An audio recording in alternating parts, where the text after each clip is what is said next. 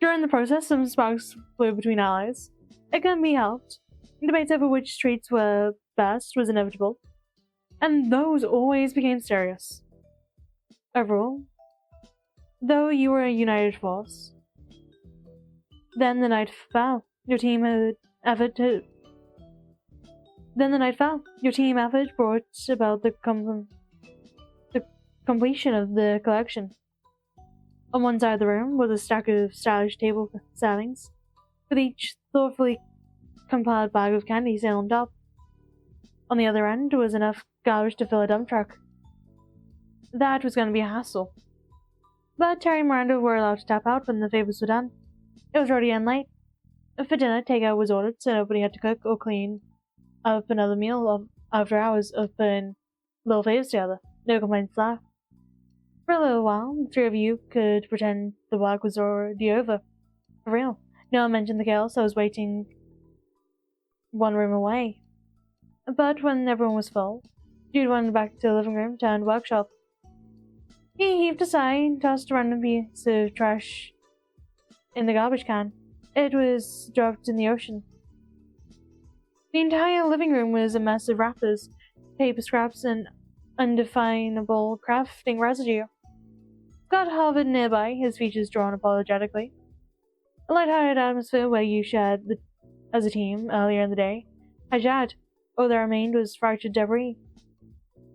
And it went beyond pre-wedding jitters. After months of planning, Jude had reached a point where he wanted the preparation to be over. He was worn down, and little victories weren't able to lift his mood.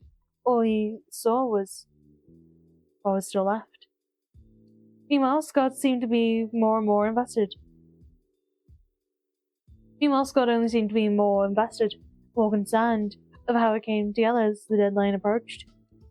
You debated having some kind of intervention about their friction, but you weren't sure you could pull it off in a way that would actually improve the situation.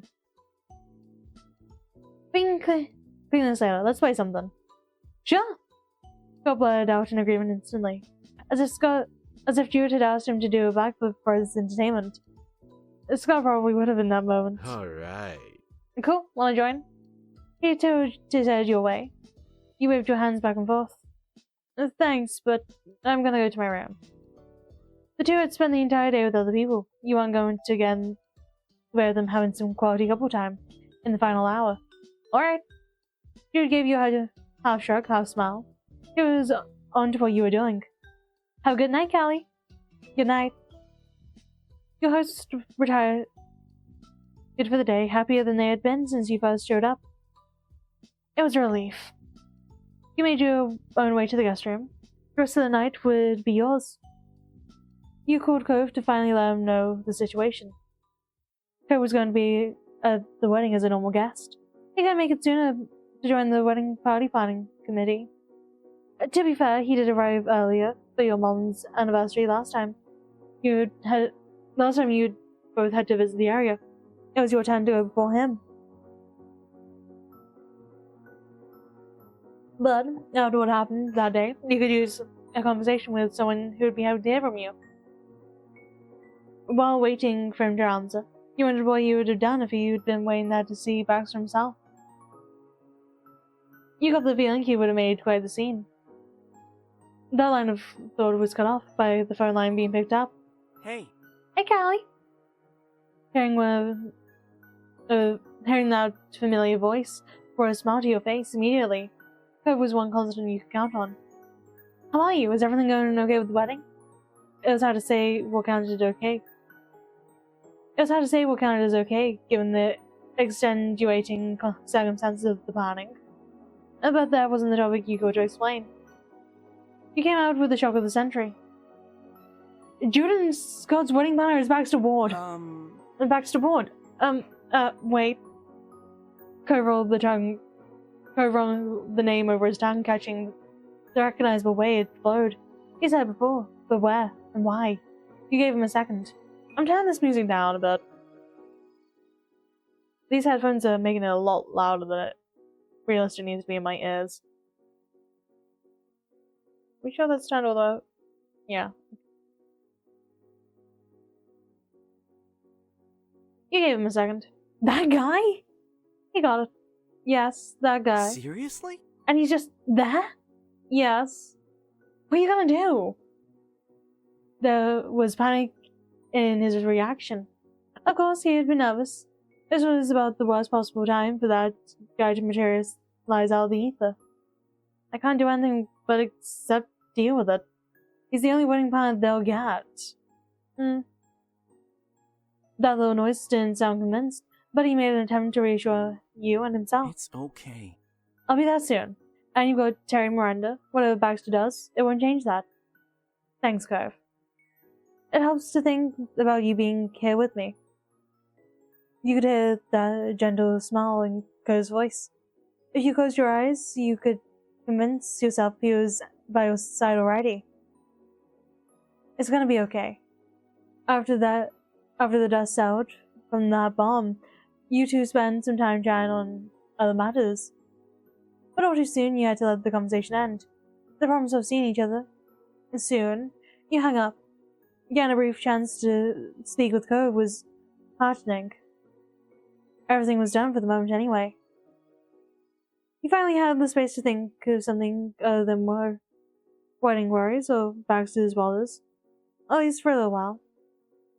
The success rate of the plan was better ignored. An attempt was made, but no matter how much he fought to banish Baxter from his mind, it didn't work. He was hiding in every dark corner, ready to make another unwanted appearance at the slightest disturbance. Basically, you didn't get much relaxation then. Then, all of a sudden, it was morning, and you were off to the proper second meeting with the planner. Once again, everyone gathered in Baxter's office, waiting for him to arrive. And in turn, Jude and Scott were tense. The closer to the when they got, the farther away they were getting any semblance of peace. No matter how much they tried to unwind outside the meetings, the moment they returned to the chic office, their discomfort skyrocketed. The way Scott's fingers were fidgeting in his lap, you would almost believe he was actually twisting the tension in the air. Miranda frowned, unable to disregard the worsening creases in her brother's brow. So... Hey, this truck reminds me of Baxter from before anyway. He didn't elaborate on that, though. He didn't elaborate for those not there before. The awkwardness, silence, sent Terry into a fit of laughter. He pointed out the striped rug. Yeah, that's so true. It's actually the first Baxter, thing I've seen. What about his business card? His car is black and white. No one's surprised. Ooh. Ooh, you got a point for that, Callie. Terry does 0. Ooh. Hey, since when was this a competition? Since I awarded the point. Terry nodded, and his mouth pressed into a hard line. The three of you only lasted a few seconds before bursting into giggles at the silliness of the situation. Randy looked at her brother and Scott, noticing their lack of input on the subject, but she knew that they would need the context to join in on the joke.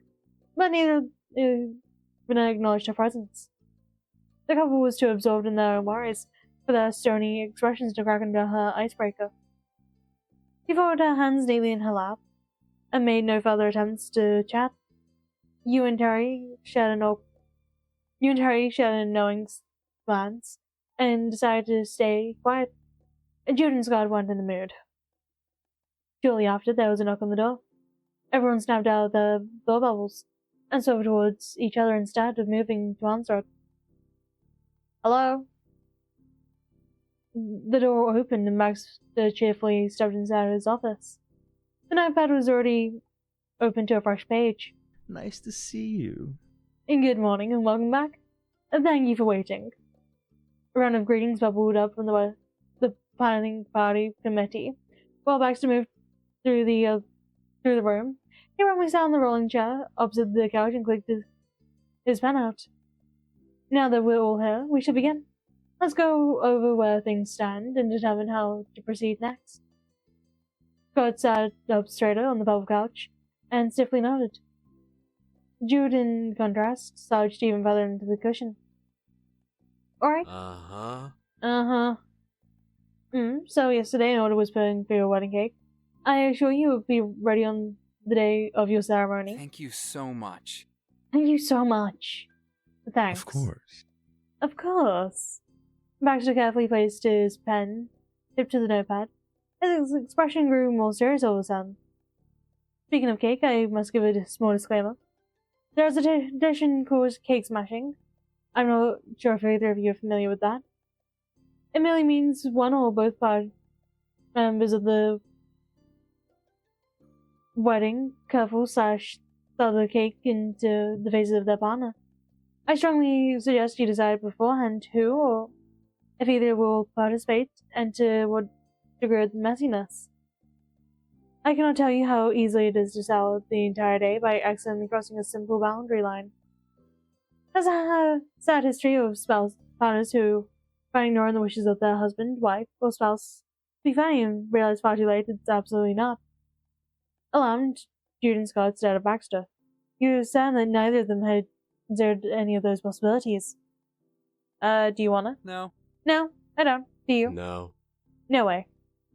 Then can we not do it at all? Do we have the option? Certainly. We don't have to indulge in any tradition besides your own. The couple simultaneously sighed in relief. They peeked at the other and shared an amused grin. The first time either of had smiled all morning, and Baxter stole a moment to jot down a note. Glad to hear it. I'm glad we're on the same page. Moving right along, you worked on the guest favors and decorations, correct? Have you finished, or will you be continuing with that task? We're done. But We're done with the guest favors, but... Scott anxiously laced his fingers and pressed his palms together in his lap. His knuckles turned white. Whether he had anything to say about wedding plans, it had become a trial of trying to avoid disagreement. It's fine to explain what's on your mind. That's why we're all here.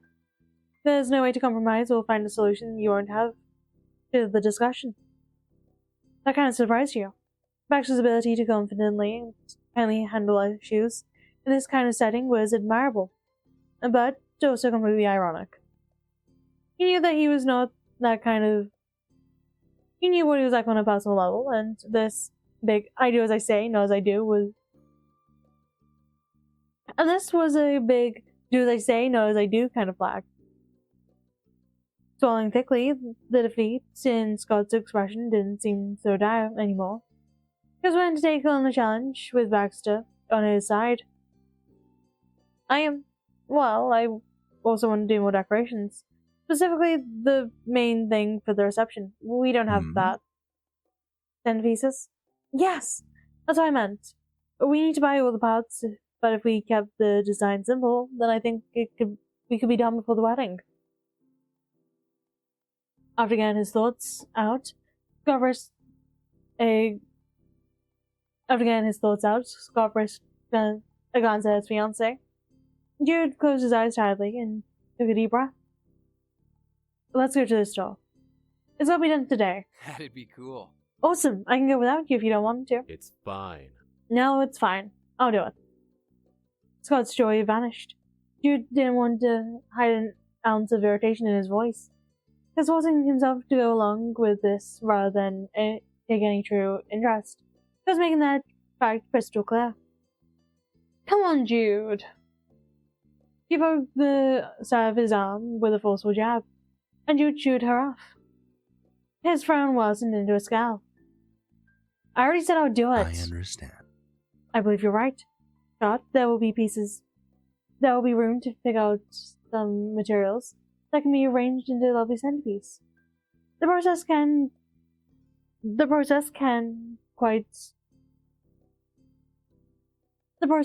quite low effort and to look wonderful. So I'm taking that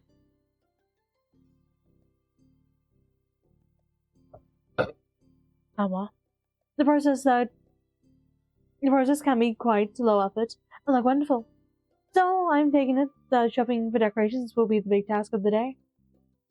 Scott watched Jude for a few seconds longer than before answering. He nodded slowly. Before the window of opportunity closes, is there anything you would like to include? Jude, anything you enjoy?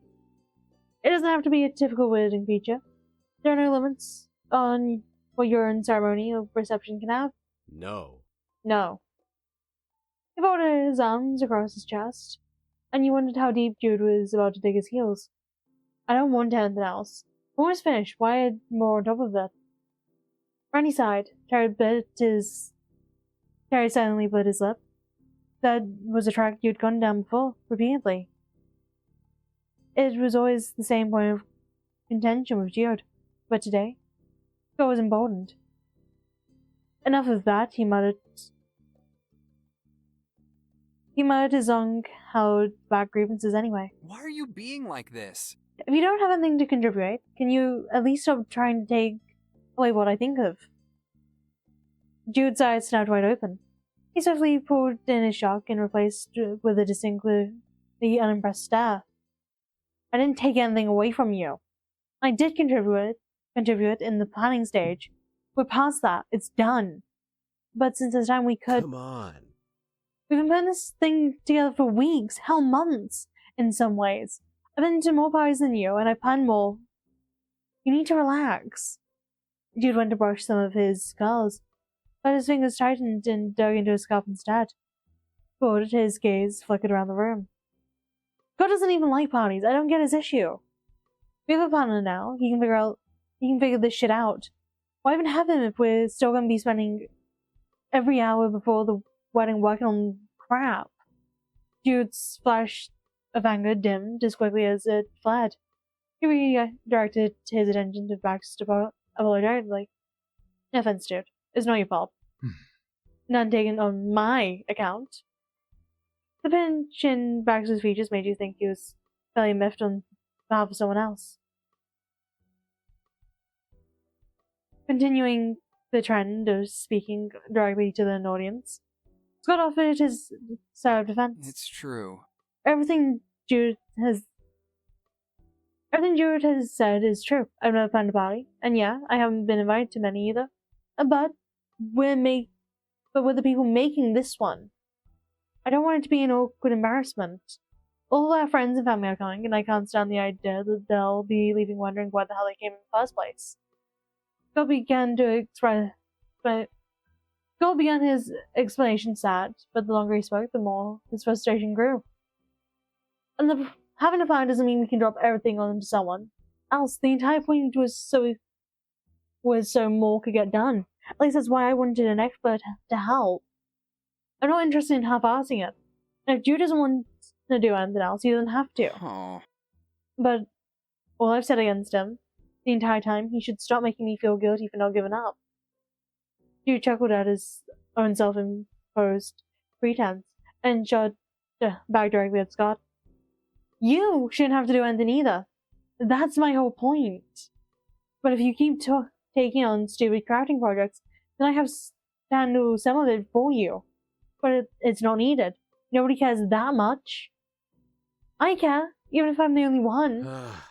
Oh, come on. That's not what I meant. Right. Right. Jude, it sounds like you're invested. That was the end of their discussion. This meeting had not gone to plan, and the discomfort was reaching suffocating levels. And Baxter leaned back against his chair, crossing his legs. Let's take a pause to breathe and assess what's happening here. There's nothing wrong with caring about your wedding. But However, it is a truly draining experience to create a masterpiece. To create a massive and important event from the ground up. That's why we have planners. So, there should be an understanding for that as well. Now, as the expert here, I must ask the important question. And both Jude and Scott nodded. Their gazes became glued to Baxter. Anything other than each other. Slowly, Baxter untwisted himself and leaned forward, or shifting out of his seat. What are your opinions on bowling?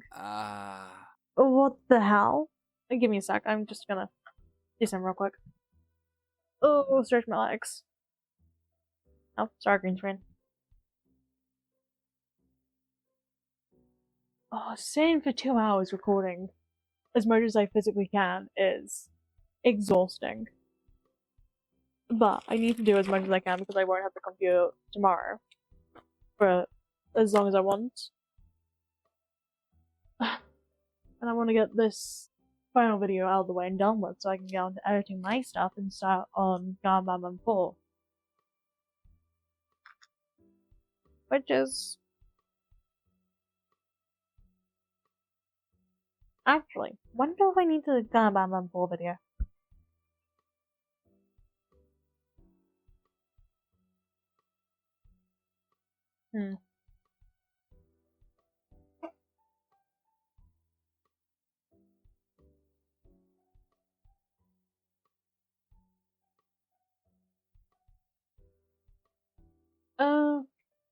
The sick kid.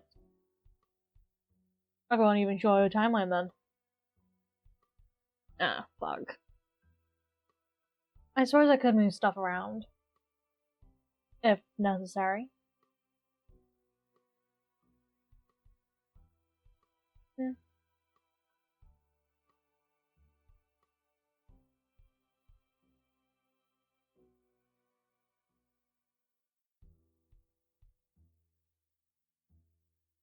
November just consists of how I can go about Batman 4.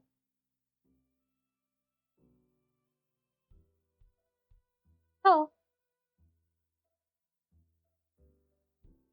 I mean, I obviously have, that's not my neighbor.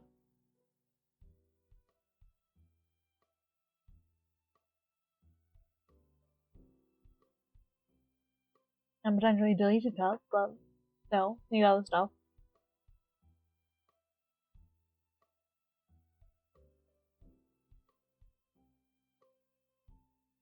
Oh. Okay. Bowling, it's a casual sport, popular with almost all ages. Hold on. Dude, he knows what bowling is. He's asking why that was your important question. You can't be telling me people have bowling at their weddings.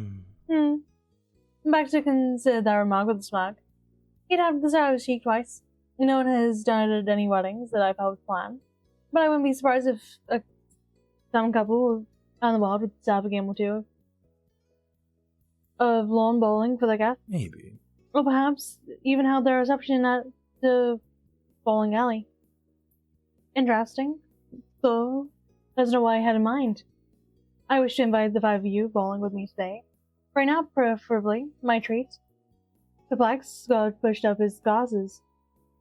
He was at a loss of words. I don't. What? I said I'll do it. You would? Jude's answer confused Scott further. He gauged the room. Terry offered him a thumbs up. Fun! I love bowling. Whatever you want. Nice. He showed more enthusiasm than he'd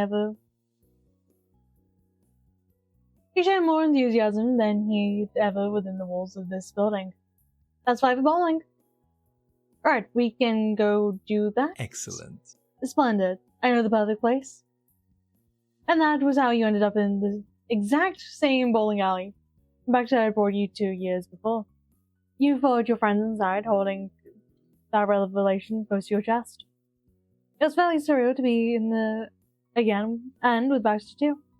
Everything appeared just as you remembered it, even down to the shiny red seats. The almost otherworldly atmosphere that seemed to encompass every bowling alley remained intact. It was as remarkable as how the lights and sounds were so different from any normal day-to-day life. Before anyone could further question Baxter's pounding methods and what they were even doing there, you were at the front of the line. The group secured an alley, changed shoes, and were all set to start. Hey, how about we vote names? Mine versus yours, Jude? Just like always? Sure. Sure thing, Scott. The end of Jude's lips curled slightly, and he pointed at his sister. Randy, you with me. Miranda bobbed her head and gave the potential competition a once-over. When her gaze fell on Terry, he got his hand up. Yeah. I'll be on Randy's team. And Jude laughed, rubbing the side of his neck. He let Terry sweat by pretending to be. He let Terry sweat by pretending to contemplate his request. Pretty please! Not much of an argument, but yeah, he makes the team. Yes! Sorry, Scott. Kelly, Baxter, but she's my girlfriend, with kind of a package deal. Scott and Jude are about to be married, and they're willing to go to each other in the heat of battle, but whatever you say. That's them. I'm different. You're a couple. Yep, we are. We have been this whole time. Don't tell me you didn't know. Terry gave Baxter a smug jab with his elbow. Oh well, I didn't want to presume anything. Still, hallelujah. I'd hoped it had worked out for you. He pressed a palm to his heart and let out a sincere sigh of relief. Terry wasn't so self-impressed anymore. Welcome. What does that mean? Oh? Was the romantic tension you had towards Miranda meant to be a secret? It felt fairly obvious from the few occasions we have interacted. That's preposterous! I never said a word back then.